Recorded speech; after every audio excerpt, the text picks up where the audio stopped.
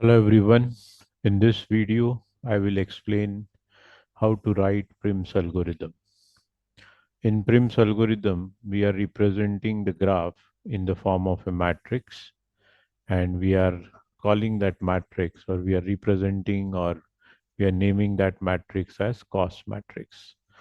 This cost matrix is of size n by n, where n represents number of vertices present in the graph.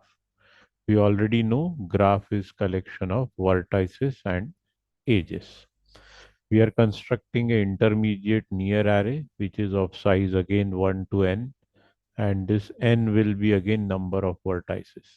This array will be updated in each step and will generate the intermediate information to construct the output matrix.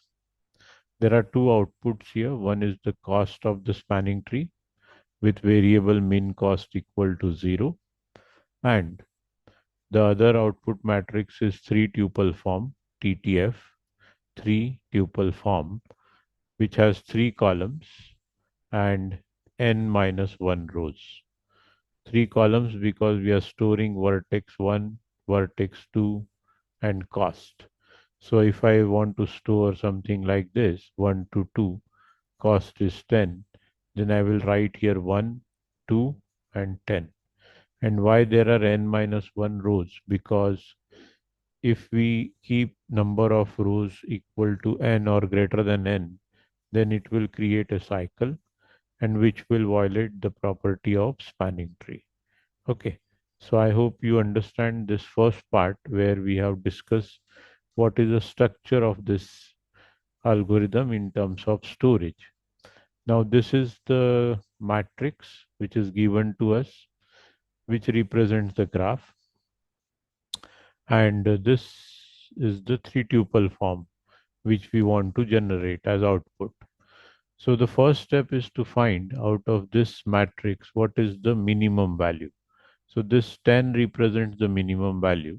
Okay, and for this 10 we are taking the dimension. We represent this matrix as cost, and if I write cost of something like k comma l, then this k represents the row and l represents the column. Or if I can also write it as cost of l comma k, then l will represent the row and k will represent the column, and this whole will represent the value. So if I say 10, this is value, but if I say the dimension, then this first column and second row is the dimension.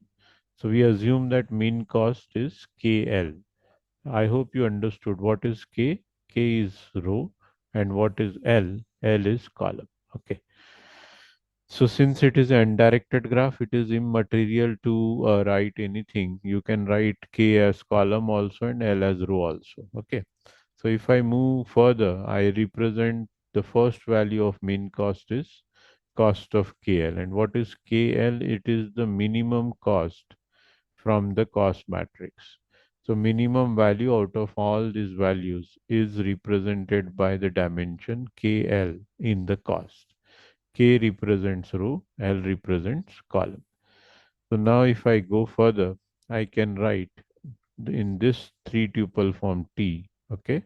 I can write at 1 comma 1 the dimension, at 1 comma 2 again the dimension, at 1 comma 3 the cost.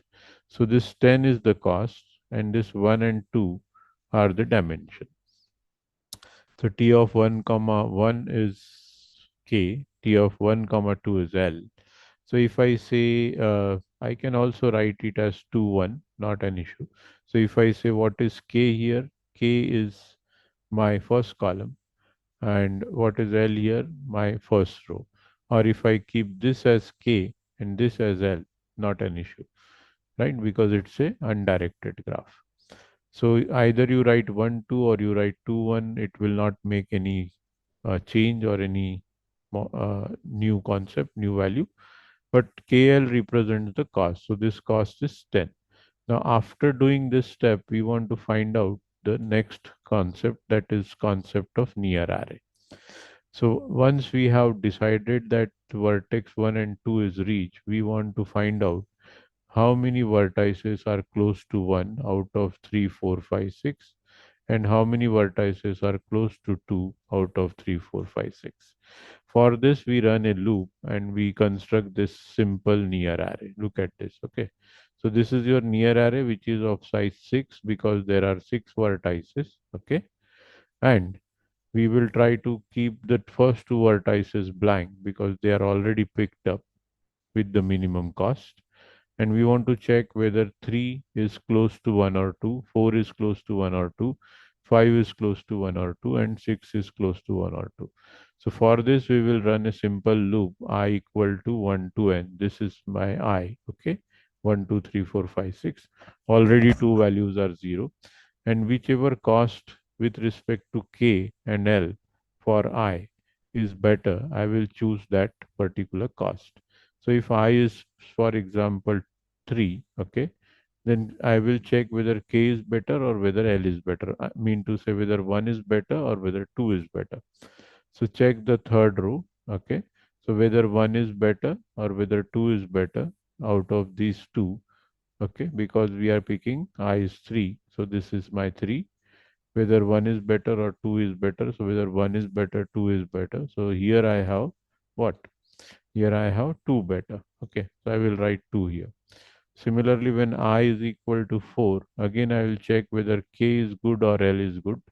So k is assuming 1 and l assuming 2. What is better for this 2? So this is 1 is better.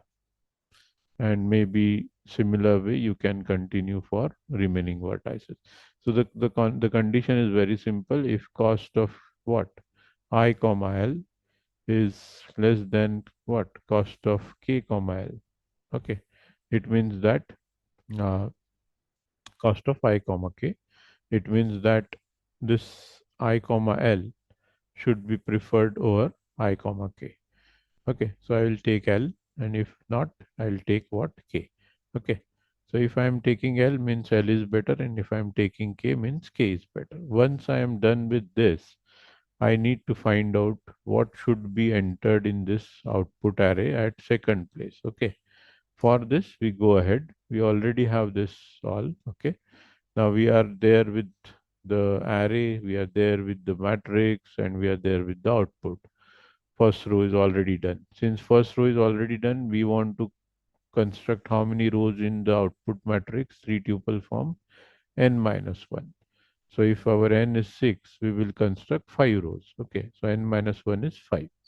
So the loop runs from second row and ends with n minus 1th row. Okay, what should be written? So we will check these 1, 2, 3, and 4, and we'll try to find out what is best from this cost. Okay, so we will find out those values.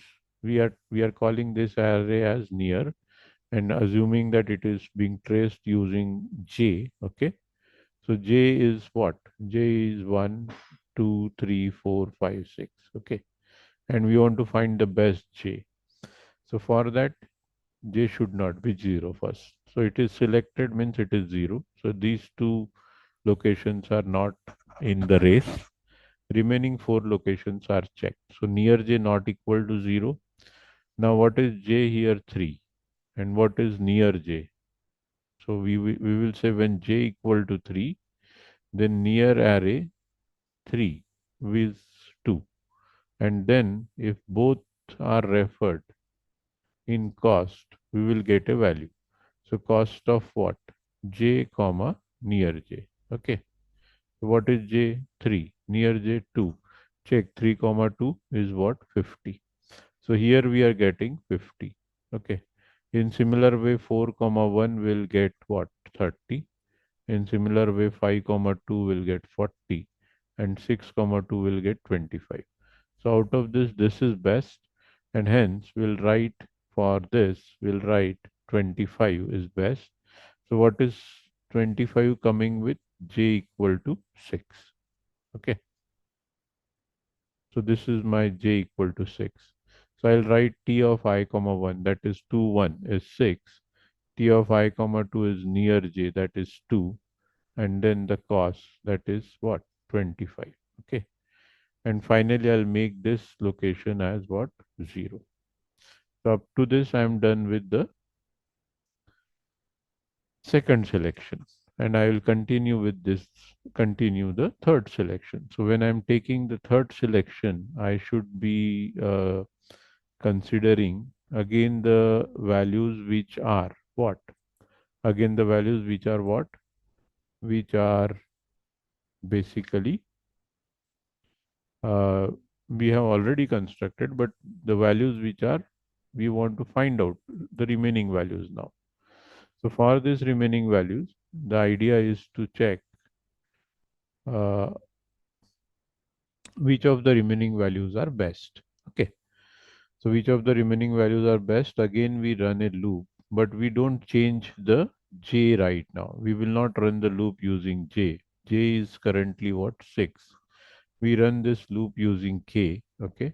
And again, near k should not be 0. So we are ignoring these three locations. But k comma near k, that is referred with cost. Okay. Clear? And second, what? K comma j. Okay. So we will have to take this as first. So we will update this is 2. Don't refer this. We are taking this particular array right now. So 3 comma 2, and now what is j? J is 6. So whether 3 2 is better or whether 3 6 is better. So 3 2 is 50 and 3 6 is 25. So this 2 which was originally there is replaced by 6. Again, whether cost of what? What is the next vertex? 4. Okay. And what is the current scenario? 1. So whether 4 1 is better or whether 4 6 is better. So what is 4 1? 30, and what is 4 6? 20. So 4 6 is better. So we'll write 6. And then whether 5 2 is better or whether 5 6 is better. So 5 6 is 55 and 5 2 is 40. So we will keep 5 2. And in this way, we will continue the operation. Okay. So once we find the operation, then we will be able to update that near array. Okay. So what is the near updation? It is updated two places, one at this place and one at this place. Okay. Once we are done with this, will continue to third row, again find what is the best of this, and this. And if we find the best of all three from the cost, that is cost of 3 6, cost of 6 3, that is 15, cost of 6 4, that is 20, and cost of 5 2, that is 40.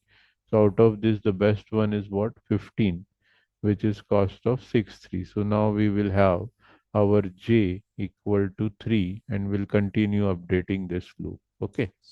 I hope you understood this idea. And finally, what is generated is this algorithm. Okay. And finally, what is also generated is this particular output matrix. Thank you very much, and keep watching the videos.